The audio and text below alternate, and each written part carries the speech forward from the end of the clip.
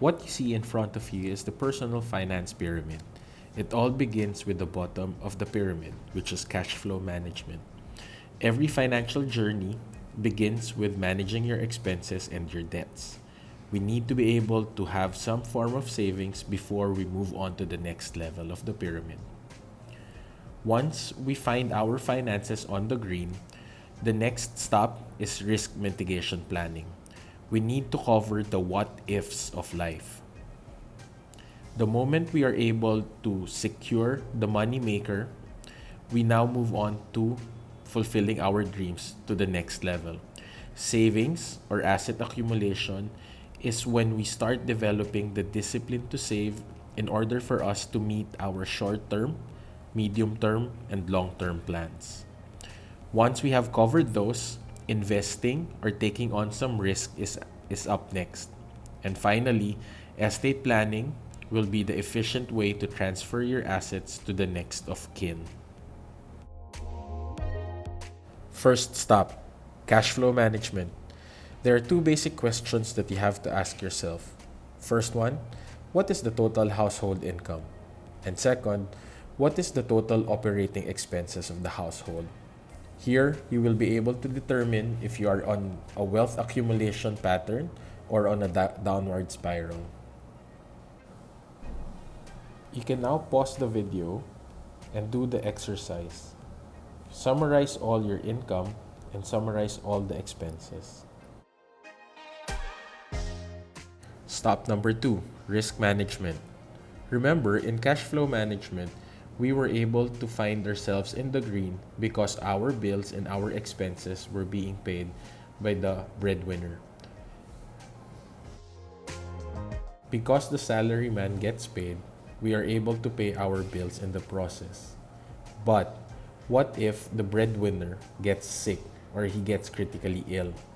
The question that we have to ask ourselves is, will household expenses stop? The simple answer is no. Therefore, risk management is necessary. We need to secure the breadwinner, and the minimum life insurance that we often tell our clients is 5 years worth of his annual income. It takes 3 years on average to grieve for the loss of a loved one, but it takes 5 years in order for one to cope with the economic losses that came with the passing of a breadwinner. Now that we have secured the breadwinner and the members of the family, it's time to move on to the next level, which is asset accumulation or savings. At this point, we need to develop the discipline to save for our future. We need to segment our dreams and our goals into short-term, medium-term, and long-term goals. Sometimes, when we talk of long-term goals, we feel that it is too big or too huge to accomplish. Therefore, in order for us to be able to see it in a more practical manner, we need to cut it down into monthly, bite-sized pieces. Now, your financial advisor will walk you through how much you have to set aside on a monthly basis in order for you to get to your long-term and medium-term goals. You may now pause the video. The fourth step, investing. This is the most favorite part of many people. But many people have to see that before they start investing, they need to be able to cover all the essentials first.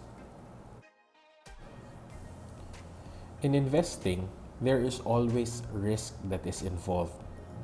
Once you have budgeted and saved for the essentials, now you can try and maximize the returns by taking on some degree of risk.